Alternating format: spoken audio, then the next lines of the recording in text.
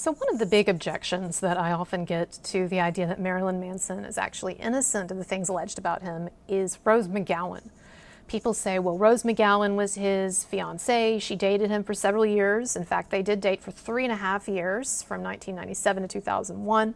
And they say, look, she came out when these allegations, Evan Rachel Wood and these other accusers came out with their allegations. Rose McGowan came out and said in a statement that she supports them, that she's disgusted by the allegations against Manson, and that she's very proud of these women for coming forward. Well, yes, that is true, but that's not the entire truth. All right. Along with that statement that Rose McGowan released, she also put out a video that people don't remember as much. And one of the things that she said in this brief video was that she had never suffered abuse from Manson when they were together. She clearly states it. So, in fact, I think that Rose McGowan is quite an asset for the idea that Marilyn Manson is innocent. And a number of people don't realize that she wrote an entire chapter about Marilyn Manson in this book, Brave, her memoir, in which she talks about the many men, including men that she's dated, and then also Harvey Weinstein and some others who have abused her. Guess which guy in this comes out looking better than anybody else? Guess who is one of the few men in this that she talks about as a real sweetheart and a very healthy relationship that she was in? Marilyn Manson. Now, I want to read this in a minute, but I just want to note something. So this week I published on my Twitter, I published something that I got from the website Marilyn Manson Uncanceled. It was an old story, Instagram story, that Rose McGowan put out, and she tagged Evan Rachel Wood in it. And in this Instagram story, Rose McGowan provided a text, a screenshot of a text that she sent to Marilyn Manson in 2020 when these stories about him were coming out, even though he hadn't been named by Evan Rachel Wood or the others yet. And in this message to Manson, Rose McGowan says, do not use the things that I said about you in my book or the fact that we had good times together in your defense, right? Basically saying, I don't want anyone to use me. I want to stay out of this. Of course, Rose didn't stay out of it, right? She issued a statement supporting the accusers. So I think that that is a really interesting aspect of this, and I want to look at this book because she mentioned it in her text to Manson. She was evidently concerned that he would talk about this book and would try to use what she said to defend himself. And I think it's very unfortunate that Rose McGowan cannot stand up for someone who did treat her very well and who she said helped to patch her up after her assault by Harvey Weinstein. But anyway, let's look at it and talk about it. So I'm going to read some of this to you. I'm not going to read the entire chapter. I'm only going to read what's relevant, but I'm not going to leave anything important out. And I think it's going to give you a very good sense of things. Now, couple of objections before I get into this. Some people say that it is irrelevant if Rose McGowan had only positive experiences with Marilyn Manson because people can be different to different people. In other words, the idea is that he could have been this wonderful gentleman and caring boyfriend and fiance to Rose McGowan for 3.5 years, but also be this horrible abusive monster to other women. Well, I just don't believe that someone can be that different. And, you know, some people have said, well, maybe he treated Rose McGowan differently because she was a big star. Well, she wasn't a big star. She was an up-and-coming starlet. She had been in Scream. She was in Jawbreaker, a film that didn't make a huge splash. Marilyn Manson was a huge megastar. He was selling out stadiums. He had, like 350,000 people, at times coming to see him. And so, to me, the idea that he would put on this fake self for 3.5 years, even after they got engaged, right? And they're living together, and they're going on tour, and they're together all this time, but he's got this fake mask on for 3.5 years. No, I don't believe that. So I think that what we get in here is an accurate depiction of who Marilyn Manson was. All right, so let's look at this. And by the way, she was also with him when he was using drugs. She mentioned sometime later, several years later, in an interview about why they broke up, and she alluded to the cocaine problem. So this is not a situation of where he was nice and sober with her, but then he started doing drugs, and then he got out of control and became this monster. That's not the case, all right? And also, I just want to say, she talks about lots of other exes in this and lots of other, male friends and men in her background and her family and all of that. And she accuses lots of different men of being abusive, including Robert Rodriguez, the director that she dated and got engaged to for a while. And she talks about how Rodriguez seemed like this wonderful guy for the first part of the relationship, and then he became basically a controlling, nightmarish monster. So in fact, she accuses Robert Rodriguez of becoming the thing that most people think Marilyn Manson is, right? So again, I'm just wanting you to give you some context about this before I start reading it. Okay? All right, so she describes their meeting in a restaurant one night. She says, "The waiter said to me, 'My friend Brian has a crush on you.' 'Oh, that's nice.' He went on, 'I'm from Ohio. We knew each other back home.' 'Oh, okay, that's nice.' He said, 'It's Marilyn Manson.' And I said, 'Oh, that's the ugly guy.' He was taken aback. He said, 'Yes, but he has a huge crush on you.' I said, 'Okay, well, that's nice.' Then one night, shortly after that, and back in LA, I was on my way to a screening of the seminal indie movie Gummo. I was late, and I had to bang on the screening room doors to be let in. I knocked again, and finally this guy, who looked like a cross between an 18th century dandy and Ichabod Crane, opened the door. I looked right at him, recognized him as Marilyn Manson. I smiled and said, 'Hey, I hear you have a crush on me.' I didn't think he was ugly in person. I thought he was incredibly unique looking. We were pretty much together from that moment on. For the record, you call him Manson. Anybody who would later come up and say, 'How's Marilyn?' I would know immediately they didn't know him. Or they would say, 'How's Brian?' trying to make it seem like they knew who he was because they knew his real name. We had so much fun. We truly did. But still, I was plagued with night terrors and post-traumatic stress disorder. This is from Harvey Weinstein and other stuff that she had been through that she describes in the book before that. The first year we were together, Manson patched me back together after the assault. I didn't tell him what had happened for the first few months, but finally he asked a girlfriend of mine, 'What's wrong with Rose?' I was waking up screaming at night, soaking the sheets with my night sweats. My friend told him the truth, and Manson was so sweet with me. Finally, some kindness." Now you're hearing what she's saying? She's saying not only was Manson not abusive, but that he was the one who patched her back together after she'd been abused by all these other people in her background. And she says, finally, some kindness. That's right. So the first person that she's mentioned in the book, the first man who's shown her a lot of kindness, Marilyn Manson. He was a very misunderstood person. Even though the media had dealt with controversial musicians like Alice Cooper or Ozzy Osbourne, and rational people knew it was all an art performance, with Manson, they really bought it. They really thought he spent his nights skinning puppy dogs alive and boiling them in vats of acid while saying, "Hail Satan." In reality, the exact opposite was going on. You hear what she's saying? He was the exact opposite of that scary, monstrous image. The truth was that at the time when he wasn't creating music, Manson was painting watercolors of my Boston Terriers while I was ordering glassware from Martha Stewart's online shop. We basically hid out from the world at home, totally domestic, when we weren't on the road having mad escapades. I was happy because I could forget about what had happened to me, at least during the day. Nevertheless, people thought it was bizarre that I was going out with him. When they freaked out about it, I'd think, but you're bizarre to me. This is someone who's kind to me, who's taking care of me. Manson always saw to my needs and paid great attention to detail, and we fell in love.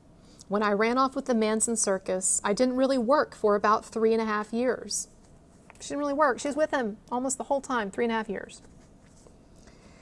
It was a blast, and we were madly in love, and anybody who thinks differently is wrong. It was a pretty legendary relationship, not just in the media. It was a pretty legendary relationship behind the scenes, too. We had a whole lot of amazing.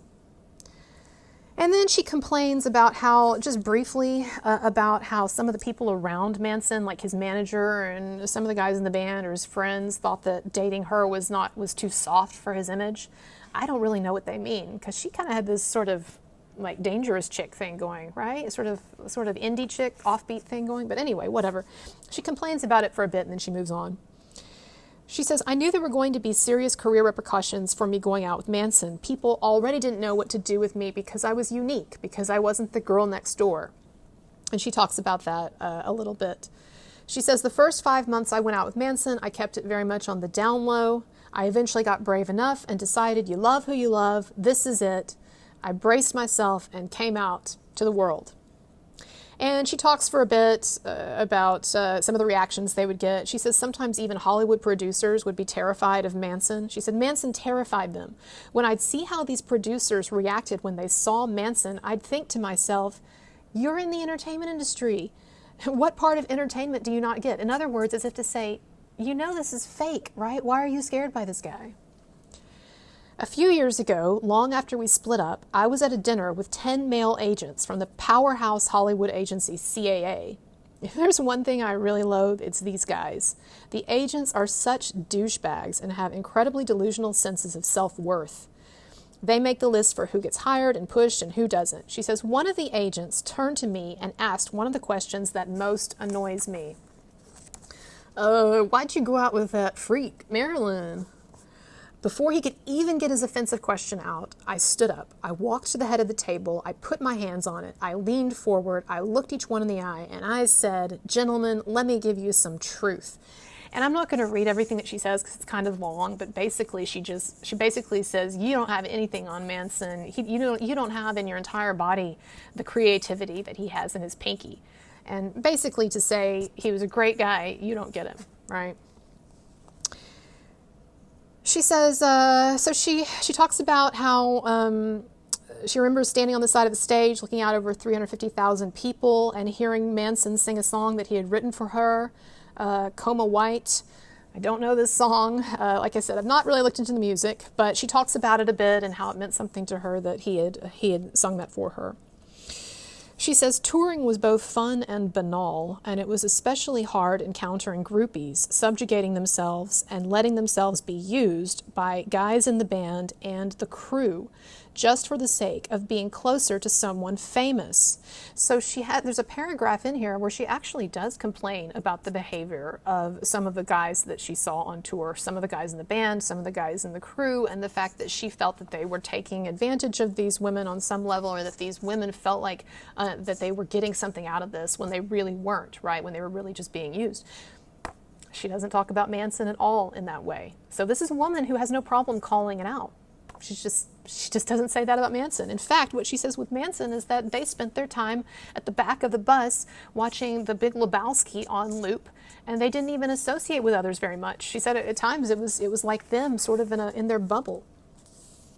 She says Manson was quite shy, and the guys were nice to me, but grudgingly, and only if Manson was around. He didn't mingle much in the public, so I wasn't in danger of groupie girls coming after him, but a lot of the fangirls online hated me because I occupied a space they imagined themselves filling. I used to think, what's the upside of all this? Well, the upside was that we stuck together. We were like a unit, and he did put on an incredible show. I loved dancing on the side of the stage. And then she talks about how once on her birthday, Manson took her to Italy, to Tuscany, where she was born and raised. She says, I was trying to find the stone I was born in on this property. There's Manson, all 138 pounds, 6 feet 3 inches, dressed in black, wearing big stomper shoes that made him look 6'7", looking like a scarecrow with his hat and a leather jacket. In the heat of Tuscany, walking over hillsides with me, looking like a deranged Easter egg in a long pink skirt with a yellow shirt, and Petey, his gigantic bodyguard, following close behind. We huffed and puffed all over the hills trying to find the barn. At one point, this little kid on a tiny bike passed us and yelled out in his thick accent, "Aye, Marilyn Manson." It was surreal and hilarious. She says, I eventually found the barn that I was born in. I was so touched by him taking me there. This is something that I've interviewed women before who dated him and who've been with him. They talk about how romantic he is. Okay, so I'm not going to read this part. She talks about wearing that infamous chainmail dress at the MTV Movie Awards. There's nothing in this about Manson. It's about her decision to wear the dress and some of the media criticism that she got. She really hates Perez Hilton, by the way, and it seems like kind of justifiably so. All right, so After that, then she talks about, okay, she says, back to Manson. In April 1999, the first mass shooting, and okay, so she talks about the whole Columbine thing and that controversy and how Manson was very controversial and he was getting a lot of shit in the media and so forth, and how that was hard for them because he was getting, threatened and they had to up security and there was just a lot of problems with that. All right. And so she talks about how basically she became exhausted. She said, eventually I grew exhausted. The circus that saved me was now burning me out. I was really in love with Manson. I just couldn't do the lifestyle, the rock star lifestyle anymore. I was too tired. She says, I didn't ask Manson for any money. I didn't take anything other than the furniture I'd already owned. She said, after we broke up in 2001, now this is her only complaint about Manson. She says that after they broke up, Manson went on the Howard Stern show, and she felt like he spoke about her in a way that wasn't chivalrous or gentlemanly. She didn't like it, right? But that's the only thing in this entire narrative that she accuses him of, is that she didn't like about Manson, right? And come on, people break up, you go on Howard Stern, it's not that strange, right? A lot of people have gotten in trouble talking about exes on Howard Stern. But this is one of the last things she says about him in this chapter. She says, this was a man I'd nicknamed Doctor, because if I even looked like I had a headache, he'd say, do you need an aspirin? Tylenol? Are you okay? Can I help you? He was so considerate of me, so gentle. All right, so that's what she's saying about him. And so that's it. That's her take on Marilyn Manson, is that out of all the guys that she talks about in this book, I'd say he comes out to be the best. And she says nothing negative about him at all, except for that one thing about when they broke up and she didn't like the way he talked about her on Howard Stern. All right? So like I said, it's sad. Look, it's sad that Rose McGowan, it's sad that she cannot speak up for someone, or does not want to speak up for someone who patched her back together, by her own admission, patched her back together after her assault by Harvey Weinstein and after all she'd been through with life. And here's this man who for 3.5 years was very good to her by her own admission and patched her back together and was like an attentive doctor. It's very sad that she could not find it in herself to come out and speak up more for him, and was so scared to tell the truth. But I understand it and I get it, and it is what it is. But I hope that you, the audience, now have a much clearer perspective on things. I'm going to be talking much more about this case and others. Remember to like and subscribe. Hit me up on PayPal, Patreon if you enjoyed this and you want to tip me a little. And I will see you next time. Bye-bye.